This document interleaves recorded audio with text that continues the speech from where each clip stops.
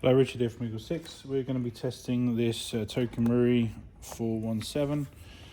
This has had a service done on it, so we've identified a few missing and broken parts. We've tried to replace as much as we can in terms of what's in stock.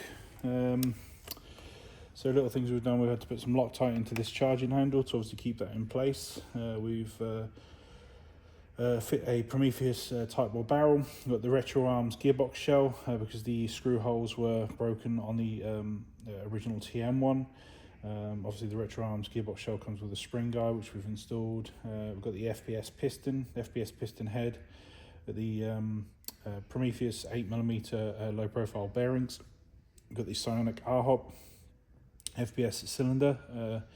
We've got the FPS cylinder head, laylax trigger pin because one of the screws was missing there. We've got the EagleSix upgrade spring to raise the FPS up for obviously a DMR build. We've got the FPS air nozzle and tappet plate. We have noted that there's a butterfly clip missing and the blowback bar is missing for the recoil bit, so this bit here will reciprocate, but it won't actually be pulled back by the piston, so it will just sit still.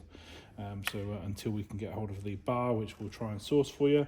Yeah, we've got so missing a bit there, which we replaced. We've just put a bit of tape around, reassembled everything as like I say, as best we can, because it technically is a used gun, and got it all tested and working. We've shot at range. This is getting obviously locked to single shots. Is getting 298 on 4.3s, so it's nice, good FPS for obviously DMR build, and we just want to demonstrate it working for you.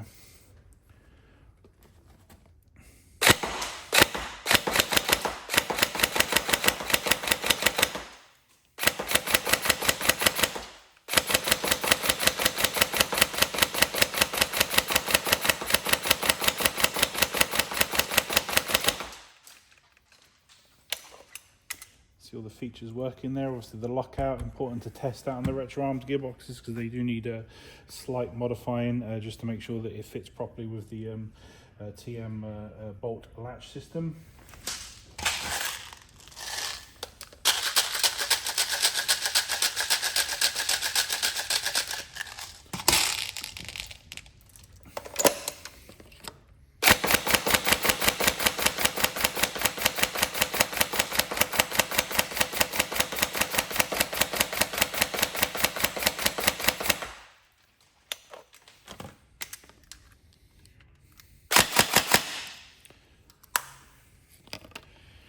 There we go. So that's the 417 tested. We've got quite a few guns to do for you, so we'll get on to testing those as well.